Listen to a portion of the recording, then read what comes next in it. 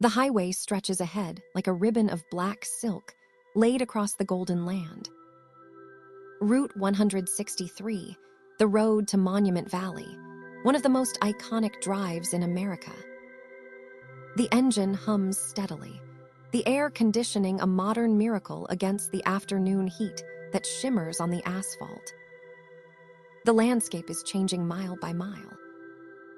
Behind lies the pine-forested plateau of the Colorado High Country. Ahead lies the red desert of the Navajo Nation, an ancient land of sandstone and sky. Descending gradually, the elevation dropping, the temperature rising. The trees thin and disappear, replaced by scrub and sage, then by nothing at all. The land opens up, vast and empty, stretching to horizons so distant they blur into the heat haze. The colors are extraordinary. The earth is not one shade of red, but dozens. Terracotta and rust, cinnamon and copper, crimson and coral. The stone formations that begin to appear are striped like layer cakes, each band representing millions of years of geological time. Mesa Verde appears in the distance, its flat top catching the afternoon sun. Then more mesas, scattered across the landscape like forgotten monuments. They look like temples, like castles, like the ruins of some giant civilization that never existed except in dreams.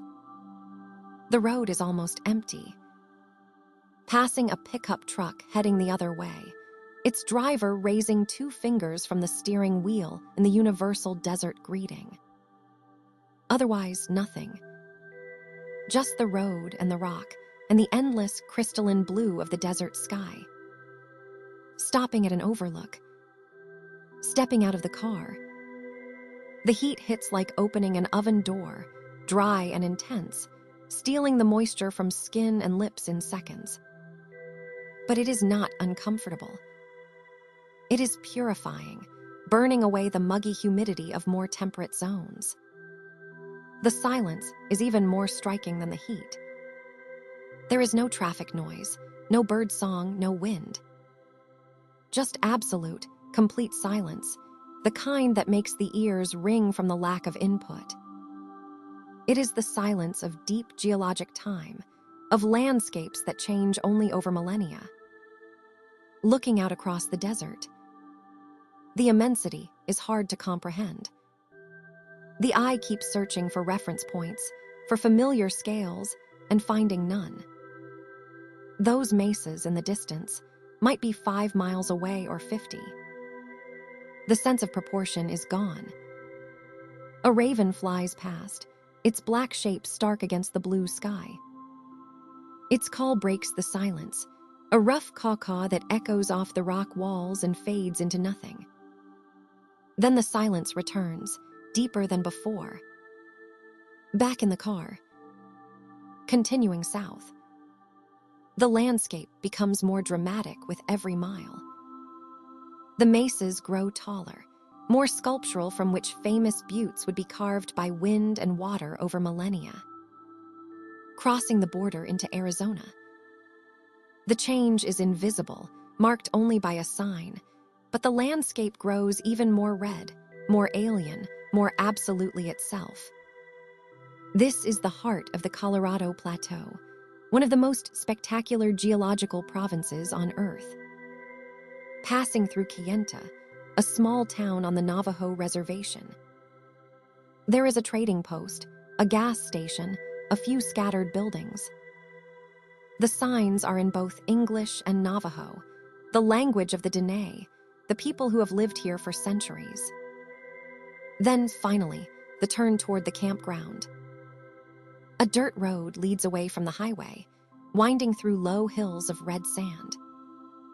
The destination approaches.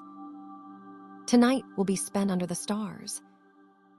Real stars, desert stars, the kind that city dwellers have forgotten exist. The kind that wheel overhead in ancient patterns, unchanged since humans first looked up and wondered. The anticipation builds. The car bounces over the rutted road. The sun is lowering in the western sky.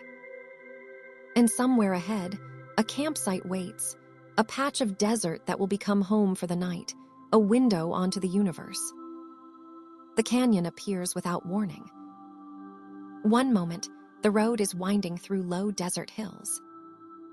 The next moment, the earth drops away and the throat catches, pulling over, killing the engine, stepping out into the late afternoon heat. The canyon stretches below, a vast gash in the earth carved by millions of years of water and wind. The walls are layered like a wedding cake, each stratum a different shade of red and orange and cream. At the bottom, a thin ribbon of green marks where a stream still flows, a thread of life in the otherwise bare rock. The scale is impossible. The canyon is perhaps 2 miles wide at this point, and the far rim is hazy with distance and heat. Looking down, the ravens wheeling over the void are specks, dust motes in the immense space. Finding a flat rock near the edge, sitting down carefully. The stone is warm from the sun, radiating heat through the fabric of the pants. The slight overhang provides a view straight down into the abyss. The rock layers tell a story that stretches back billions of years. The dark Vishnu schist at the very bottom is almost 2 billion years old, formed when the first complex life was just beginning to emerge. The bright red Supai formation higher up is 300 million years old, laid down in a tropical swamp when this land was near the equator. The pale Kaibab limestone at the rim is only 250 million years old, deposited in a warm, shallow sea. Every layer is a chapter. Every shade tells a tale. Looking at this view is looking at time itself, made visible in stone. The light is beginning to change.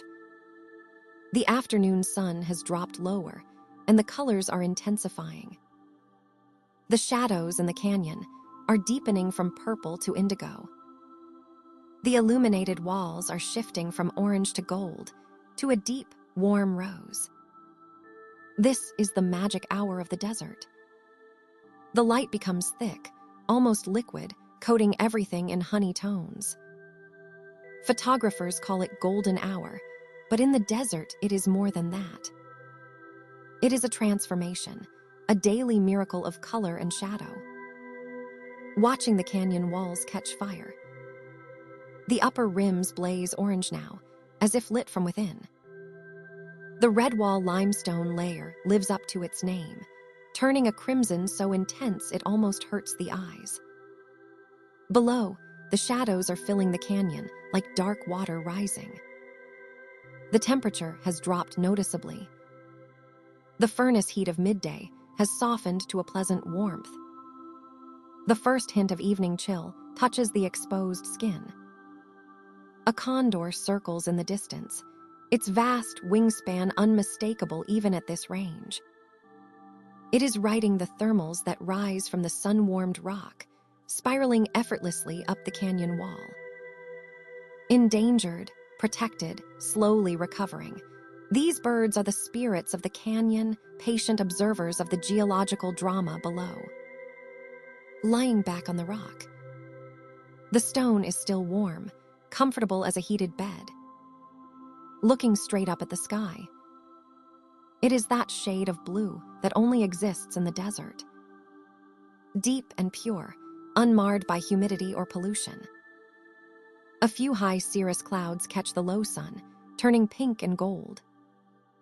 An airplane contrail scratches a white line across the blue. Staying here until the sun is nearly touching the horizon. The canyon has become a study in extremes, brilliant light at the rim, impenetrable shadow at the floor. The temperature continues to drop. Time to move on. Time to find the campsite. Time to prepare for the real show, which will begin after dark. Rising from the rock, every joint stiff from the lying so long. Taking one last look at the canyon, trying to imprint it in memory. The colors are fading now, the gold turning to gray, the shadows winning their nightly battle with the light. Back in the car, the headlights come on automatically in the gathering dusk.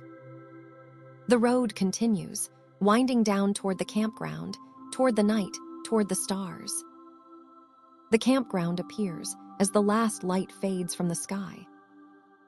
It is simple, just a collection of marked sites scattered across a flat stretch of desert, each with a fire ring and a picnic table. No hookups, no showers, no paved roads. Just the earth and the sky and the promise of solitude. Finding the assigned site. Number 17. Pulling in and parking. The crunch of tires on sand, then silence. Stepping out into the cooling air. The temperature has dropped perhaps 30 degrees since the afternoon, and now it is pleasant, perfect sleeping weather. A light jacket goes on against the chill. The site is perfect. A flat area of packed sand, bordered by low desert shrubs. A stack of deadwood has been left by a previous camper, dried and ready for burning. The fire ring is clean, the ashes raked out, waiting for tonight's flames. Setting up camp is a ritual, familiar and grounding. The tent comes out of its bag, the poles clicking together with practiced ease. The footprint goes down first, then the tent body, then the fly. Within 10 minutes, a shelter stands on the desert floor, a small nylon home for the night. The sleeping bag unrolls inside. The camp pillow inflates. A battery lantern goes in the corner, ready for the moment when true darkness falls. Returning to the car for the cooler. Ice chest, camp stove, water jugs, the food for tonight's dinner. Simple provisions: bread, cheese, dried sausage, apples. No cooking tonight. Just simple food under the stars. Walking to the edge of the campsite. Looking around. The desert stretches in all directions, flat and empty, interrupted only by the silhouettes of distant mesas. The nearest other camper is perhaps a quarter-mile away, a small tent barely visible in the dimness. The privacy is total. The world has contracted to this one patch of sand, this one tent, this one fire ring. Everything else has fallen away. Back to the fire ring. Building a fire is another ritual, older and more primal than tent pitching. Crumpling newspaper in the center. Stacking tiny twigs in a teepee shape. Adding slightly larger sticks. Creating a structure that will catch the flame and nurture it. The match strikes. The flame touches paper. A curl of smoke, a lick of fire, and then the kindling catches. Feeding the flames carefully. Adding bigger pieces as the fire grows. The wood is juniper, twisted desert wood that burns hot and clean and smells like incense. The smoke rises straight up in the windless air, a column connecting earth to sky. Within minutes, a real fire is burning. The flames dance and crackle, casting a circle of dancing light on the sand. The rest of the world retreats into darkness. Only the fire exists now, and the ring of warmth it creates. Pulling the camp chair close. Sitting down, feet toward the flames. The heat is fierce on the shins, the desert air still cold on the back. Adjusting the chair distance until the balance is perfect. Opening a beer from the cooler. The can is cold, sweating slightly in the dry air. The first sip is sharp and refreshing, washing away the dust of the road. The second sip is even better. Looking up. The sky is darkening rapidly now, the deep blue turning to purple, then to black. And the first stars are beginning to appear. The sunset ritual begins as the last color drains from the western sky. The horizon is a band of deep orange fading to pink, fading to purple. The silhouette of a distant mesa is framed perfectly in that fading light, its flat top sharp against the glow. Sitting in the camp chair, facing west, watching the show. The fire crackles behind, providing warmth for the back while the eyes feast on the sky ahead. The colors intensify as the sun sinks lower. The orange becomes molten, almost liquid, as if the horizon itself is melting. The pink overhead deepens to rose, then to magenta. The stars begin their nightly assault, piercing the gathering dark one by one. Venus appears first, brilliant and steady in the west, bright enough to cast a faint shadow. It is the evening star, the planet of love, burning with a diamond intensity that no real star can match. Then the fainter stars emerge. Arcturus in the east, a yellowish gem. Vega almost directly overhead, blue-white and pure. Antares low in the southwest, flickering red, the heart of the scorpion. The fire needs attention. Adding a few more branches, watching the sparks spiral up toward the emerging stars. The flames have settled into a steady burn now, the initial excitement of catching replaced by the patient consumption of fuel. Making dinner. Slicing the sausage on a cutting board balanced on the cooler lid. Cutting wedges of sharp cheddar. Tearing chunks from the crusty bread. Simple food, requiring no cooking, perfect for this moment. Eating slowly, watching the sky. Each bite tastes better out here, more concentrated, more essential. The salt of the sausage. The sharp tang of the cheese. The yeasty comfort of the bread. The crisp sweetness of the apple for dessert. Washing it down with another beer. The cold liquid contrasts perfectly with the warm food, with the fire's heat on the face, with the cooling air on the back. The darkness is almost complete now. Looking around, the campsite is an island of light in an ocean of black. The tent glows faintly in the firelight. The car is a shadowy hulk at the edge of perception. Beyond that, nothing is visible. Nothing at all.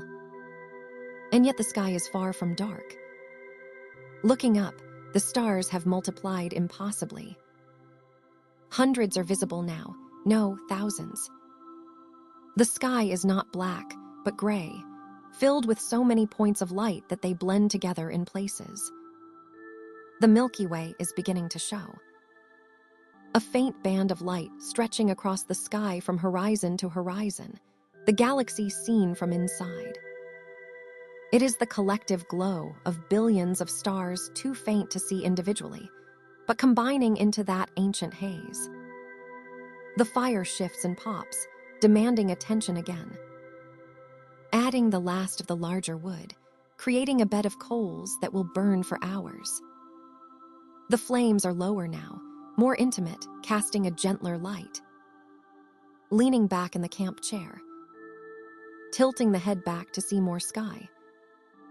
The stars seem closer out here, more present, as if the absence of light pollution has removed a filter that usually separates humans from the cosmos. The night is just beginning. The stars will only get brighter.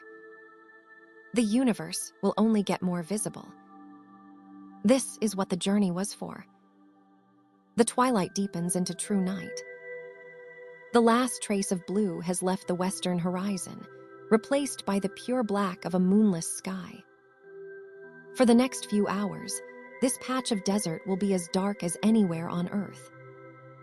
The fire has become a bed of glowing coals, ruby and orange, pulsing gently like a living thing. The heat is still intense, radiating outward from the ring of stones. Pulling the chair a bit closer, seeking that warmth against the desert chill that has settled over the land. The temperature has dropped dramatically. Desert nights can be cold, surprisingly so after the furnace of the day. Zipping the jacket all the way up, pulling a beanie down over the ears, wrapping a blanket around the shoulders when even that is not enough. The contrast is part of the experience. Hot face, cold back. Warm hands wrapped around a mug of hot chocolate made on the camp stove. Cold nose poking out of the blanket. It makes the fire's warmth more precious, more noticeable, more present. Looking up again. The sky has transformed completely now. What seemed like thousands of stars an hour ago now seems like millions. The density is overwhelming, the familiar constellations almost lost in the crowd of their fainter neighbors. Orion is rising in the east, the hunter striding up from the horizon. His belt is unmistakable, 3 stars in a row, the most recognized pattern in the sky. His sword hangs below, a fuzzy patch visible even to the naked eye, the great nebula where new stars are being born at this very moment. The Big Dipper wheels in the north, its pointer stars aiming true toward Polaris, the North Star. That humble point of light, not even particularly bright, has guided travelers for millennia. Ships have sailed oceans by it. Caravans have crossed deserts by it. It anchors the sky, the fixed point around which everything else seems to rotate. And overhead, the Milky Way has become a river of light. It stretches from the southern horizon to the northern, a band of luminous haze that seems to have weight and depth. Dark lanes cut through it, those clouds of dust that block the light of the stars beyond. Bright patches glow within it, star clusters and nebulae, stellar nurseries and graveyards. This is the galaxy. This is home. 100 billion stars, arranged in a spiral, seen from within. This view was shared by every human who ever lived, at least until the lights of civilization drowned it out. The fire crackles, a stick shifting in the coals, sending up a brief column of sparks. Following them with the eyes, watching them rise and cool and fade to nothing. They look like they are joining the stars, the campfire's tribute to the greater fires above. The silence is absolute now. No coyotes, no wind, no distant traffic. Just the occasional pop from the fire and the deep, heavy stillness of the desert night. Breathing slows. The mind empties. The body relaxes into the warmth of the blanket and the cold of the night and the infinite presence of the stars above. This is what ancient humans felt.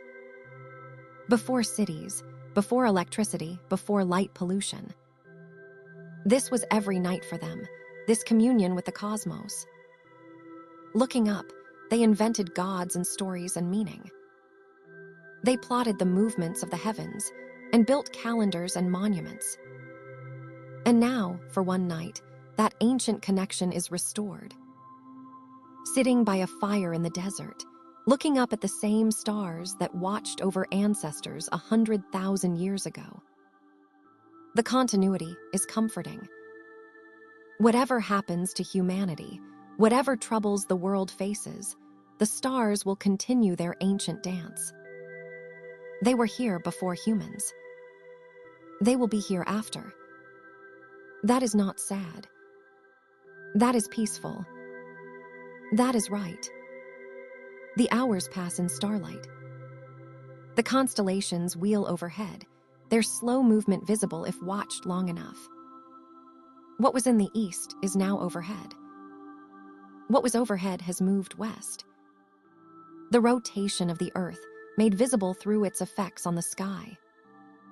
The fire has burned down to embers now, a bed of gray ash punctuated by glowing rubies of coal.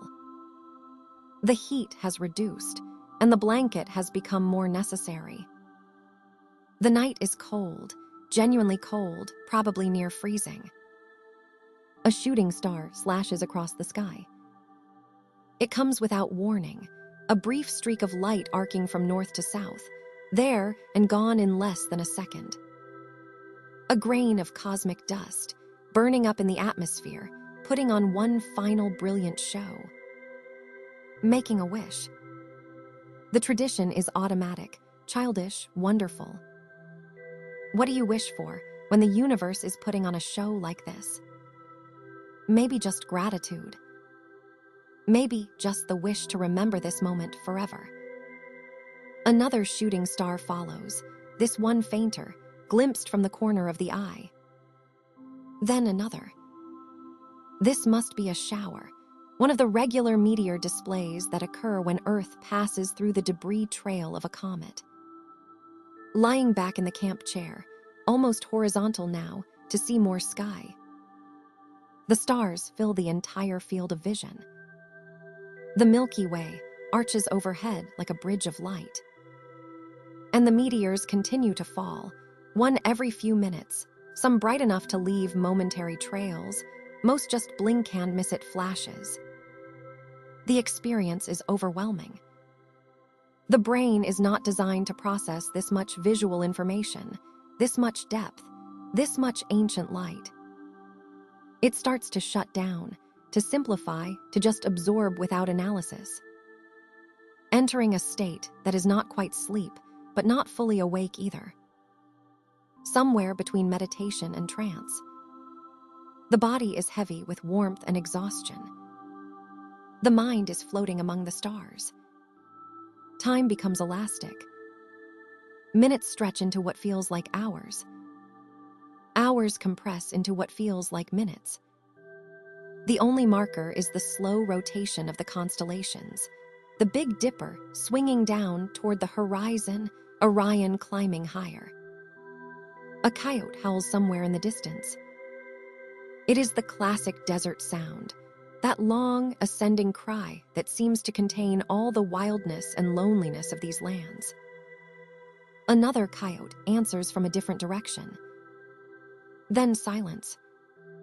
The fire has died to nearly nothing now. Just a faint glow from the deepest coals, barely enough to warm the hands held over it. Soon it will be gone entirely, and the only light will be the stars. Sitting up slowly, stiffly. The cold has penetrated the blanket, settled into the joints. It is time to seek the shelter of the tent, but reluctance holds the body in place for a few more minutes. One more look at the sky. One more drink from the well of light. The stars seem to burn more brightly than ever, as if gaining intensity as the night deepens. This is why people drove for hours to get here. This is why they carry tents and sleeping bags into the wilderness. This is why they endure cold and discomfort and solitude. For this. For the stars. For the connection to something so much larger than human concerns. Standing up.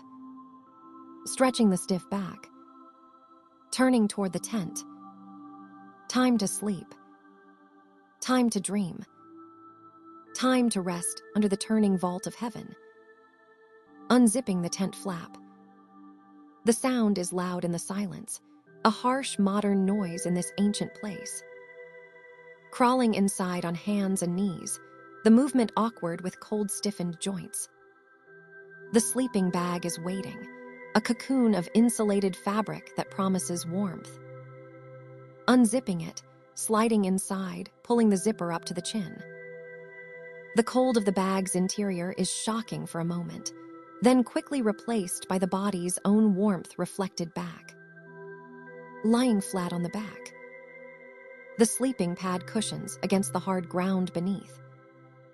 The camp pillow cradles the head. The bag is snug around the body, trapping heat, building comfort. Looking up through the mesh ceiling of the tent. The stars are visible, softened by the fabric but still present. The Milky Way is a ghost of itself, a pale smear across the sky, but it is there. The stars continue their slow rotation, indifferent to the human seeking sleep below. The body is exhausted now. The drive, the canyon, the fire, the hours of star watching, they have extracted their toll. Muscles are heavy. Eyelids are leaden. The mind is finally, beautifully empty. The sounds of the desert night filter through the tent walls. The faint rustle of something small moving through the sage. The distant howl of another coyote, farther away now. The utter absence of mechanical noise, the blessed silence that is so rare in the modern world. Breathing slows. The chest rises and falls in a rhythm that matches the pulse of the coals in the dying fire outside.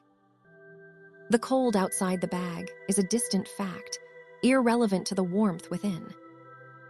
The mind begins to drift. Images of the day float past.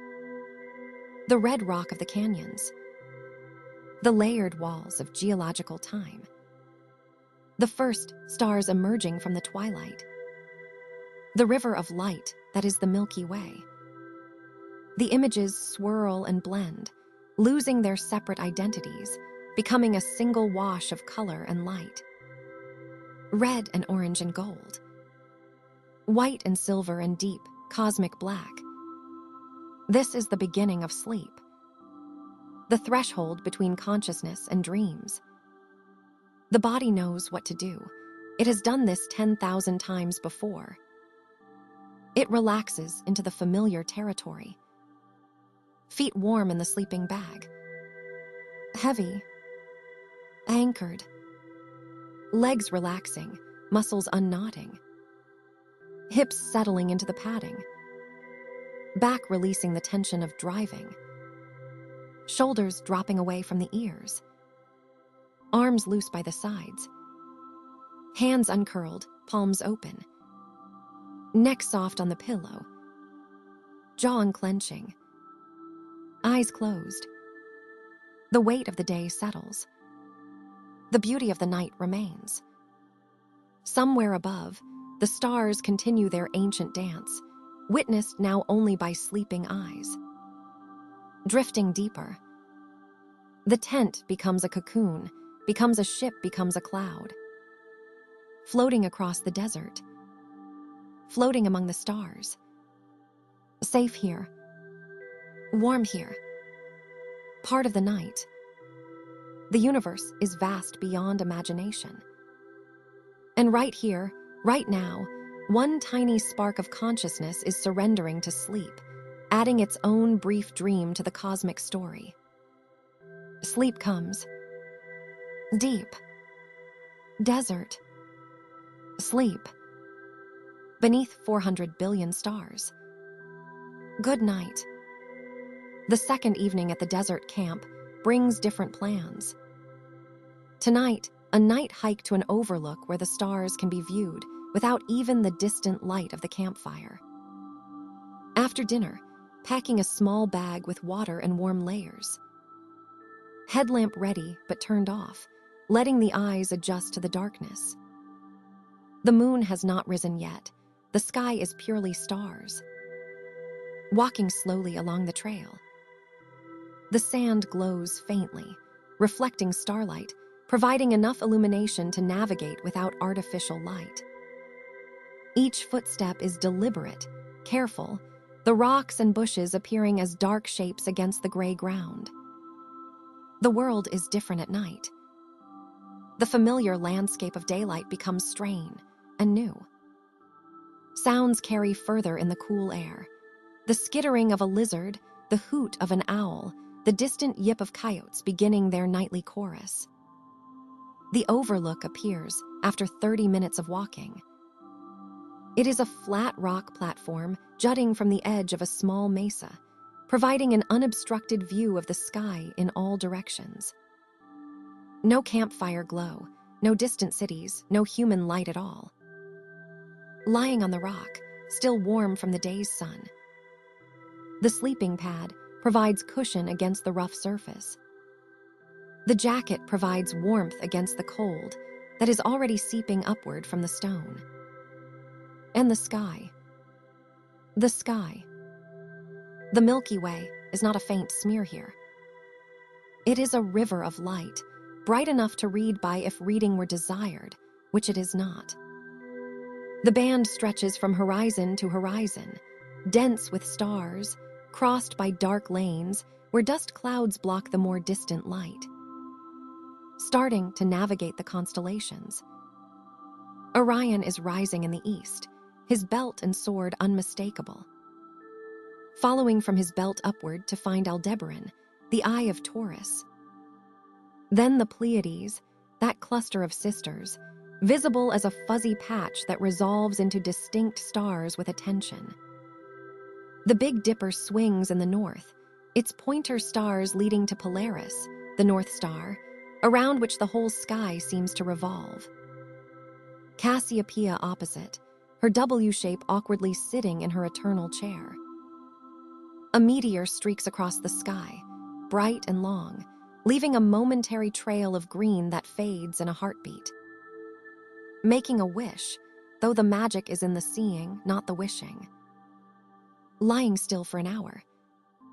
Perhaps 2 hours. Time becomes meaningless without references, measured only by the slow drift of constellations across the sky. What was in the east moves overhead. What was overhead moves west. The cold eventually demands attention. The body is stiffening, the warmth bleeding away despite the layers. Time to return to camp, to the tent, to the sleeping bag that waits with its promise of warmth. Walking back, the headlamp finally employed for the return journey. The light seems harsh and artificial after hours in darkness. The eyes protest the intrusion. Reaching the camp. The fire has died to embers, gray ash with occasional glowing coals. Too tired to restart it. Just sliding into the tent, into the sleeping bag, into the warmth that gradually builds. The stars are still visible through the mesh ceiling. Watching them as sleep approaches, the same stars that were watched from the overlook, the same stars that humans have watched since the beginning of consciousness. What a gift, this sky. What a privilege, this night. Sleep now. Sleep under the wheeling stars. Sleep in the desert's cold embrace. Good night. Waking before dawn. The tent is cold, the breath visible in the dim light that filters through the mesh ceiling. But inside the sleeping bag, warmth persists, hard-won and precious. Lying still for a moment, listening. The desert is awakening too. A bird is singing somewhere, a liquid musical sound. The coyotes are silent now, bedded down after their night of hunting. A breeze rustles the sage outside the tent, the first hint of air movement since sunset. Unzipping the sleeping bag reluctantly. The cold hits immediately, shocking after the cocoon warmth. Moving quickly, dressing in layers, pulling on the jacket and beanie that were used as pillows during the night. Unzipping the tent flap and crawling out. Standing up in the pre-dawn light. The sky is extraordinary. The stars are still visible in the western half, slowly fading as the eastern horizon brightens. The Milky Way has become a ghost of itself, barely perceptible. The night is surrendering to the day. And the eastern sky is painting itself in preparation. A band of pale blue along the horizon, topped by a streak of yellow, topped by pink, topped by purple that grades into the deep blue of the remaining night. It is a gradient of color that no printer could reproduce, no screen could capture. The fire ring is cold now, gray ash and charred wood. The camp chair is dewed over, sparkling with tiny drops of moisture. The desert has produced its nightly miracle of condensation, wringing water from the dry air as temperatures plummeted. Making coffee is the priority. The camp stove hisses to life. Water boils in the small pot. The French press extracts the dark brew. Hands wrap around the hot mug, stealing heat, thawing frozen fingers. Finding the camp chair, brushing off the dew, turning it to face east. Sitting down with the coffee, waiting for the sun. The sky continues to transform. The band of yellow spreads, deepens to gold, then to orange.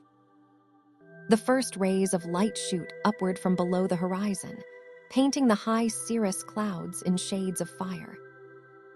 Then the moment. The first sliver of sun appears.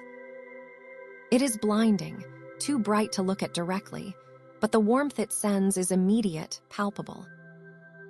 It hits the face like a gentle touch after the cold night. The sun rises quickly here, freed from the obstruction of trees or buildings. Within minutes, the full disk is clear of the horizon, burning white in the east, flooding the desert with light. The landscape transforms. What was monochrome gray is suddenly painted in full color. The red rock blazes.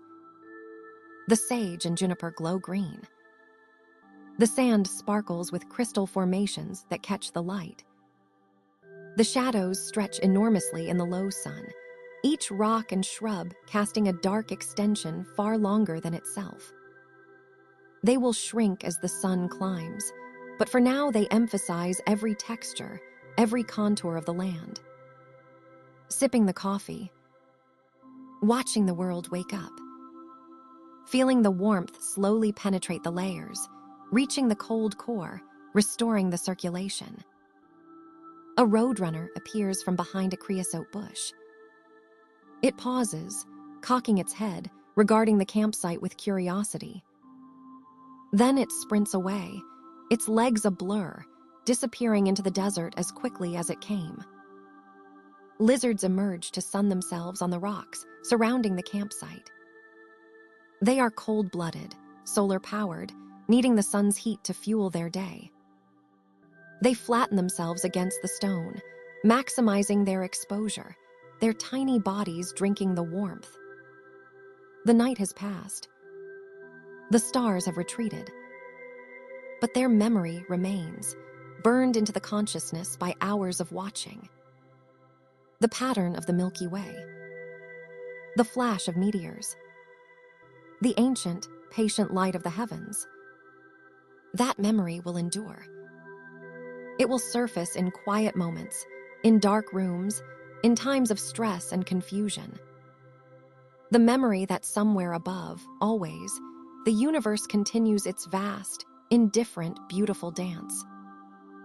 And that a brief night was spent in communion with it. A brief night of belonging to something so much larger than everyday concerns. The coffee finishes. The day stretches ahead. But there is no hurry to leave. The desert is patient. The road will wait. Sitting in the growing warmth, watching the lizards sun themselves, absorbing the last of this experience before returning to the world of clocks and schedules. Grateful. Full. Changed. Goodbye, desert. Goodbye, stars. Until the next clear night in a dark place. Until the next time the cosmos opens its door. The second day in the desert begins with exploration. After the coffee and the sunrise, after the camp is packed and the tent folded, the car heads deeper into the red rock country. The road leads to a slot canyon, one of those narrow fissures in the earth that seem too improbable to exist. Parking at the trailhead, shouldering a small day pack with water and snacks. The hike to the canyon mouth takes half an hour across open desert. The sun is already warm, the air dry and clean. Lizards scatter at each footstep. A jackrabbit watches from behind a sage bush, its enormous ears tracking movement. Then the canyon appears, a crack in the sandstone cliff face barely wide enough to squeeze through. The temperature drops immediately upon entering. The walls rise vertically, perhaps 100 feet, painted in striations of red and orange and cream. Walking through the canyon is like walking through a work of art. The walls curve and swirl, shaped by millennia of flash floods into organic, flowing forms. The rock looks liquid, frozen in mid-pour. Sunlight filters down from above, bouncing off the walls, creating a warm glow that shifts color as the sun moves. In places, the canyon narrows to arm width, turning sideways to squeeze through. The rock is cool and smooth against the shoulders. The experience is intimate, enclosed, almost like being embraced by the earth itself. In other places, the canyon widens into chambers, cathedral spaces with vaulted ceilings and sandy floors. Sitting in one of these chambers, just breathing, just absorbing the strange beauty of this place. A trickle of water runs along the floor, leftover from some distant rain. It has carved this canyon over millions of years, patient and persistent, turning solid rock into these flowing forms. The power of time is visible here, each swirl a testament to patient erosion. Spending an hour in the canyon, then emerging back into the desert sun. The brightness is shocking after the dim interior. The heat is immediate and intense. Driving on. The afternoon is for distance, for covering ground, for letting the desert scenery scroll past the windows. The road crosses the Colorado River at Navajo Bridge, a graceful span high above the green water flowing through its red rock gorge. Stopping at a trading post for lunch. Fry bread and mutton stew, traditional Navajo food, hearty and satisfying. The trading post sells turquoise jewelry and Navajo rugs, crafts that have been made in this land for centuries. The afternoon drive continues through the painted desert, striations of color so vivid they look artificial. Purple and pink and gray and white, layers of volcanic ash and mineral deposits laid down in prehistoric seas. As evening approaches, finding another campsite. This one is higher, above the desert floor at the edge of a pine forest. The shift in vegetation is dramatic, the transition from cactus to ponderosa happening over just a few hundred feet of elevation. Setting up camp again. Building another fire. Watching another sunset paint the sky. And then, as darkness falls, looking up again at the stars. They are different here, higher, slightly different in arrangement due to the changed latitude.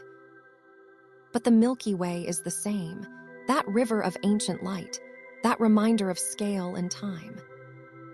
Sleeping again under the stars, but different now. Not just a visitor, but a participant. Not just seeing the desert, but understanding it, feeling it, belonging to it. The final morning comes too soon. Breaking camp, loading the car, turning onto the highway that leads back towards civilization. But something has changed. Something internal, invisible but real. The desert has done its work. The stars have done theirs. Carrying them forward now, into the world of lights and noise and schedules. Carrying the red rock and the ancient light. Carrying the silence and the space. Changed. Expanded. Full. Goodbye, desert sanctuary. Until the stars call again. The third day in the desert brings exploration further afield. The campsite has become familiar, almost domestic, so the urge is to venture into territories not yet seen. The destination is an ancient pueblo, the remnants of a civilization that flourished in this desert 1,000 years ago. The drive takes an hour across increasingly remote terrain, the paved road giving way to gravel, the gravel giving way to packed earth. Arriving at the visitor center just as it opens. A ranger provides the brief orientation required, explaining the cultural significance of the site, asking for respect and restraint. walking toward the ruins through a landscape of sage and juniper. The morning is already warm, the sun strong, but the air is dry and the heat tolerable. Lizards scatter at each footstep. A hawk circles overhead, riding the early thermals. The pueblo appears on a mesa top, its walls still standing after a millennium. The stones are carefully fitted, shaped by ancient hands to interlock precisely. Some walls rise to full height, 3 and 4 stories. Others have crumbled to outlines, the rooms they once enclosed open to the sky. Walking among the ruins with appropriate reverence. These rooms held families, communities, whole societies. Children played in these plazas. Ceremonies were conducted in these kivas. The rhythms of life and death, birth and marriage, planting and harvest all unfolded here. What happened to them? The archaeologists offer theories: drought, warfare, resource depletion. But the truth is that no one knows for certain. They simply left, sometime around 1300 CE, migrating south to join the Pueblo peoples who still live in New Mexico and Arizona. Finding a shaded spot beneath a reconstructed roof and sitting to rest. The view from here is what the ancients saw: endless desert stretching to distant mountains, a landscape that seems empty but supported a thriving civilization for centuries. They knew this land in ways that modern visitors cannot imagine. They knew where to find water. They knew which plants were edible and which were medicine. They knew how to build structures that would stand for 1,000 years. Staying at the ruins for hours, walking every trail, reading every panel, absorbing as much as possible. The connection across time is powerful. Standing where they stood, seeing what they saw, touching the stones they shaped, some small part of their experience becomes accessible. The drive back is contemplative. The radio stays off. The windows stay down. The hot desert air flows through the car, carrying the scent of sage and the sound of silence. Arriving at camp in late afternoon. The routine is familiar now: fire, dinner, stars. But something is different tonight.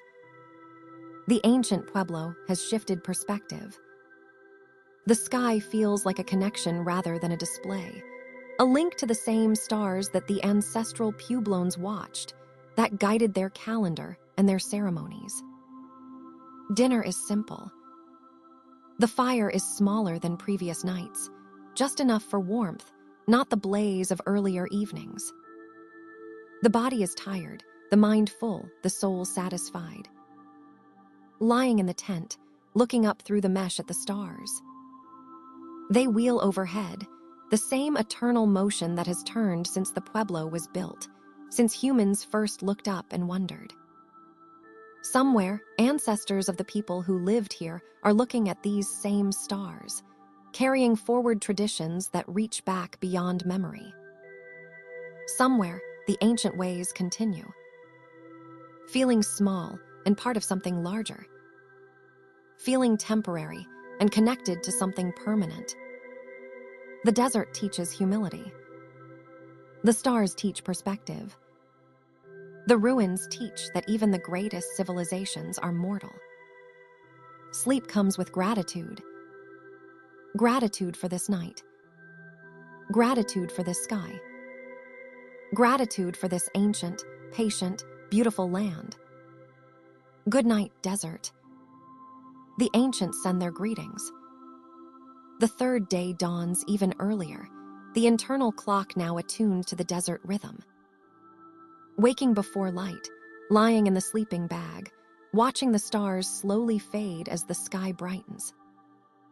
There is a petroglyph site nearby, ancient rock art left by the people who lived here 1,000 years ago. After coffee and a simple breakfast of fruit and granola, driving the short distance to the trailhead. The hike is gentle, following a well-marked path through the desert. The morning air is cool, the light soft and golden.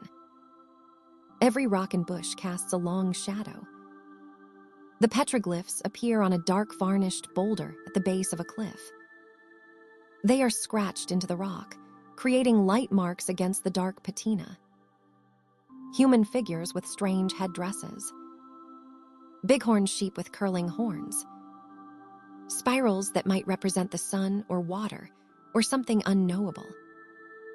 Standing before these marks, feeling a connection across centuries. Whoever made these was looking at the same stars, walking the same desert, experiencing the same vastness and silence. They were trying to make sense of their world, just as we try to make sense of ours. The art is protected, fenced off but still visible. Taking time to study each figure, each symbol, wondering about the hands that made them, the minds that conceived them. The desert has always been a place of mystery and meaning. The indigenous peoples understood that. They built their lives around the rhythms of sun and rain, left their marks on the rocks, and eventually moved on, leaving only these silent testimonies. Hiking back to the car. The day is warming now, the sun climbing higher. Time to move on, to continue the journey, to leave this particular patch of desert for the next traveler.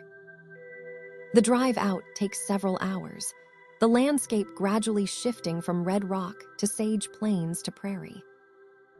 The desert releases its hold slowly, reluctantly, pulling at the heart even as the miles accumulate. A final stop at a viewpoint, looking back.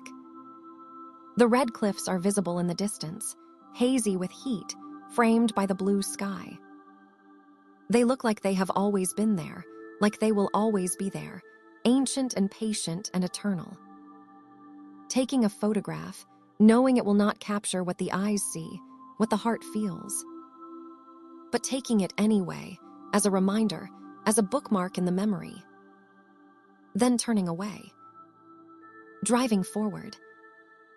Rejoining the world of highways and cities and schedules. But looking up at night, for weeks afterward, searching for the stars. They are dimmer now, dimmed by streetlights and building lights and the general glow of civilization. But knowing they are there.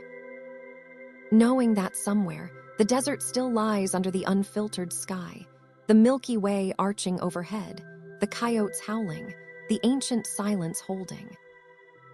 And knowing that sometime, somehow, the road will lead back. The desert will call again. The stars will welcome their returning child. Goodbye for now, desert sanctuary. The stars remember. The fourth morning in the desert brings a different kind of expedition.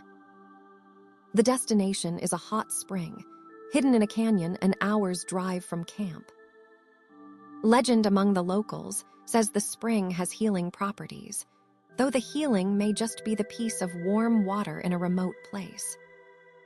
The drive crosses terrain that has become familiar over these days. The red mesas on the horizon. The sage and juniper that covers the ground. The road that seems to lead nowhere, but leads somewhere after all. The trailhead is unmarked, just a wide spot where other vehicles have parked. Following a path down into a narrow canyon, the walls rising on either side, the sky